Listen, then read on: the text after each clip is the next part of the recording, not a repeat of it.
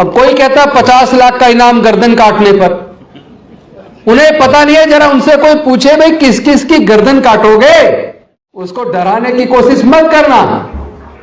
डर तो तुम्हारे व्यवहार में नजर आ रहा है। पहली बार लगा कि तीर सही निशाने पे लगा है। ये धमकी देने वाले लोगों की इस बात की जांच कीजिए, ये पैसा इनके पास से आता कहां से है, इसके सोर्स क्या है। अब कोई कहता 50 लाख का इनाम गर्दन काटने पर, उन्हें पता नहीं है। जरा उनसे कोई पूछे भाई किस किस की गर्दन काटोगे। सच्चा अंबेडकरवादी कभी डर नहीं सकता, और डर तो दूर की बात है, वो आसानी से कभी मर भी नहीं सकता।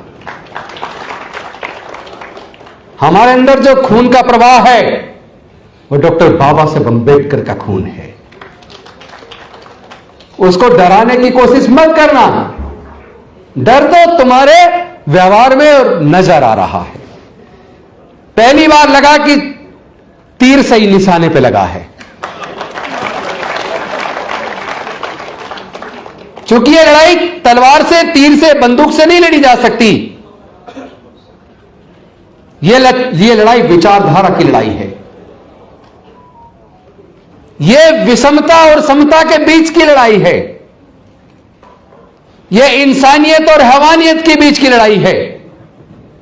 ये मानवता और दानवता के बीच की लड़ाई है। एक तरफ फूले साहू अंबेडकर की, पेरियार की विरासत है, और दूसरी तरफ जातिवादी मानसिकता से पीड़ित बीमार लोगों की है। तो लड़ाई तो बुद्धि और विवेक की है, तो बुद्धि और विवेक से जीती जाएगी।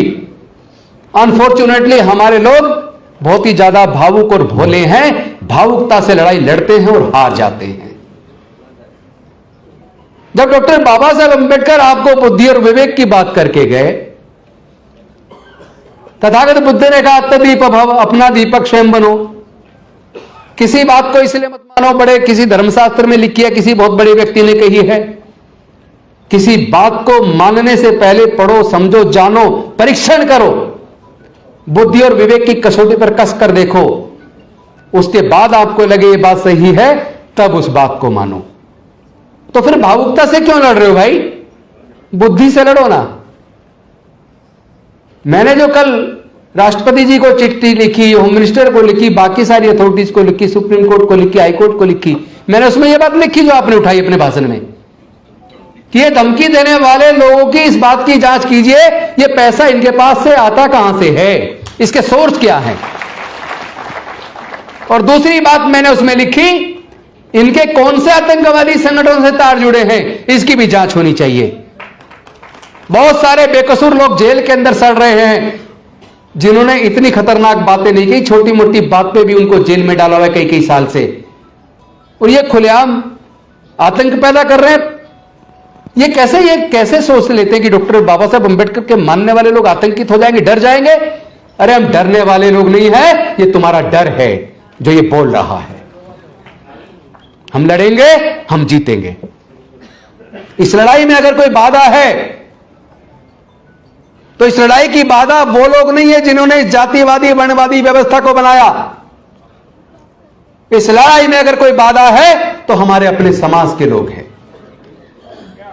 मैं स्पष्ट कह देना चाहता हूं,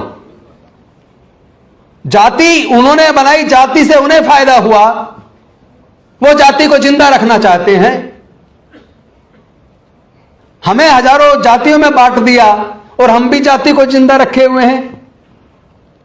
जातियों को बनाए रखोगे तो फिर जीतोगे कैसे? अरे आपको अगर मेरे शब्दों में जरा सा भी झूठ नजर आए तो राजेंद्र गौतम की गर्दन काट देना।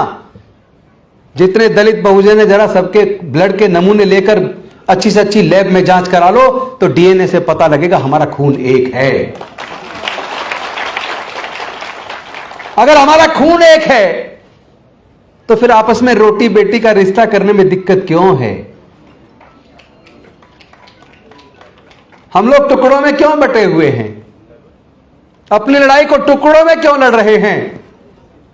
अगर एकजुट हो गए तो लड़ने की जरूरत ही नहीं पड़ेगी। ये उनका डर है, उन्हें लग रहा है कि वो अल्पमत में आ जाएंगे अगर सारे बहुजन बौद्ध हो गए।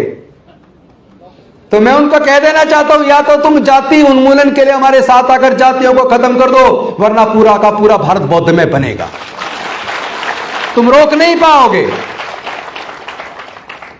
तुम एक को मार लोगे, दो को मार लोगे, 10 को मार लोगे। तुम मारते मारते तुम्हारी पीढ़ियां खत्म हो जाएंगी और भारत बुद्ध की ओर चल पड़ा है। हम लोग कोई कमजोर लोग नहीं हैं। हमारे महापुरुषों ने पूरे जीवन मेहनत से खाया है और तुम लोगों में से ज्यादातर ने हमारी मेहनत का चुरा के छीन के खाया है। तो ये डराने की कार्रवाई, ये डराने की भाषा बोलना बंद करो। ये भाषा बताती है कि तुम डर गए हो, क्योंकि तुम्हें अब लग गया है कि अब भारत और बहुजन बुद्ध की ओर चल पड़ा है। तो बुद्ध तो बनेंगे, बौद्ध तो हम बनेंगे। हर वो व्यक्ति जो अपने जीवन के फैसले बुद्धि और विवेक से ले, जो अपना अच्छा बुरा सोच समझ के अपने जीवन के फैसले ले, मेरा मानना है वो हर व्यक्ति बौद्ध है।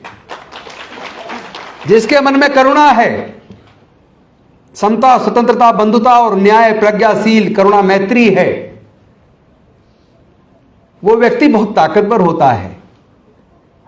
गाली गलौज करने वाला आदमी, धमकी देने वाला आदमी बेहद कमजोर, डरपोक और कायर होता है। हमारे लोग डरपोक और कायर नहीं है।